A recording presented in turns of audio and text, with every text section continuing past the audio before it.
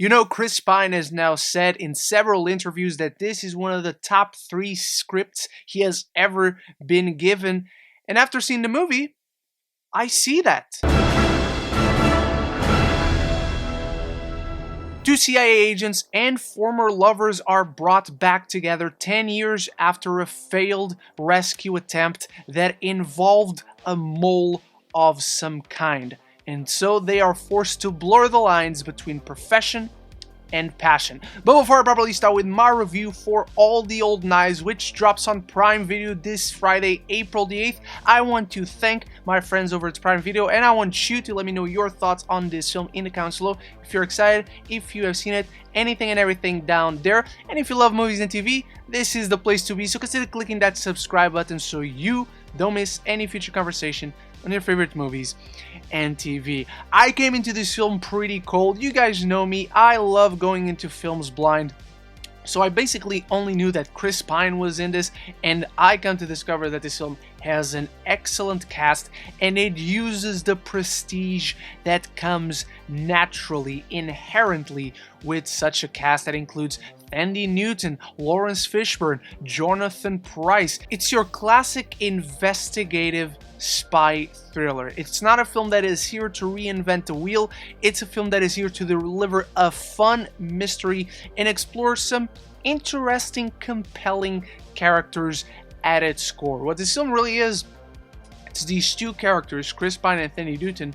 They're former lovers, they once worked together, and now it has been discovered that in a mission that went horribly wrong, there was a mole.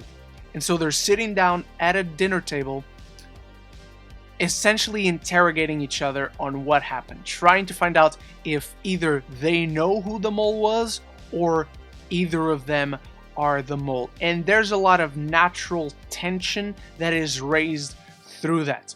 Whenever the film is focusing on just these 2 at a dinner table, talking about their professional lives, their personal lives that they had together, and how the 2 intertwine, that's interesting and that's compelling because we're slowly unraveling this puzzle, and they're 2 great performers that have great chemistry on screen. And so the film really shines the brightest when you're just sitting down at this table with them and you're slowly putting the pieces of the puzzle together along with them, with the information that they feed each other. The film creates this elegant mix between tragic love story and intense mystery. It's all about these 2 characters and how these events affect them individually. You essentially know from the beginning that they were lovers at one point, and something tore them apart. And the film is also a slow burn. This is not a film with a ton of action sequences. In fact, if I remember correctly, there's no action at all. It's just conversations and the implications of these reveals as you're slowly peeling back the layers on what was said, what was done, what wasn't said, what wasn't done, and what brought them to that day when the rescue mission eventually went wrong. As someone who is watching this mystery unfold with what these characters learn from one another, that creates for a very edge of your seat kind of experience, or so the film thinks. Because it's never as intense as it believes itself to be. When the film is about these 2 former lovers sitting down trying to dig the truth out of one another and at the same time reminiscing about their past together, essentially flirting with one another, that's when the film works, that's when it is its most compelling. But everything else is just very standard, very mundane, where the story eventually comes to. You've seen it 1,000 times before. There's nothing too different, too new about the film. And everything else just feels like it's very coincidental and happenstance. It's there to serve a single purpose in specific scenes, and then it does nothing for the film. Lawrence Fishburne, Jonathan Pryce, they almost feel like they have no impact in the film. Lawrence Fishburne is the big boss of the division that sends Chris Pine out to find who the mole was.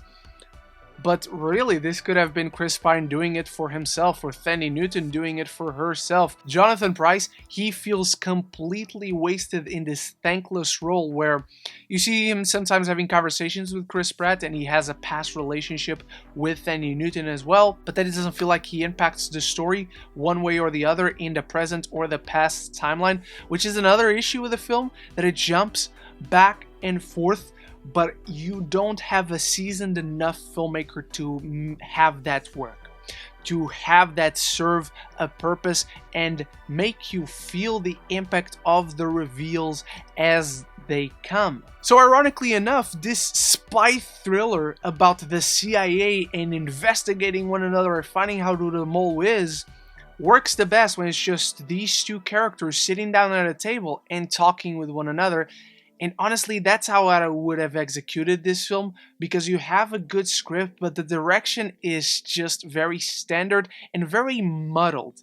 It completely takes away the charm of the script. I would have focused just on these two sitting at a table, and as you're seeing their conversations unfold, you start to figure out what they're actually talking about. Because then you have the metaphorical mystery on top of the literal mystery of the film that they're trying to figure out, and that would have been more engaging, I feel. All the Old Knives is a very interesting story, a sophisticated spy thriller that touches on compelling characters and compelling themes, but unfortunately it is told in the most uninteresting and unnecessarily convoluted way. It's not a film I regret watching, but it just falls right down the middle. It's equal parts interesting in concept as it is forgettable in execution. I'm giving All the Old Knives a C. But those are only my thoughts on All the Old Knives. I want you to let me know your thoughts about it in the comments below. If you've seen it, if you're excited, I want to thank my friends over at Prime Video UK for granting me a chance to watch this one early so I could provide this review. And thank you to my channel members Bruna and Stuart for making this video possible. If you like this video and want to see more like it, don't forget to click the subscribe button and you won't miss any future conversation on your favorite movies and TV. My spoiler-free review for The Secrets of Dumbledore is up. My spoiler review for episode 2 of Moon Knight is up. And I'll be back very soon with more Harry Potter content. And I hope to see you in those. So until the next one, love each other and love the movies.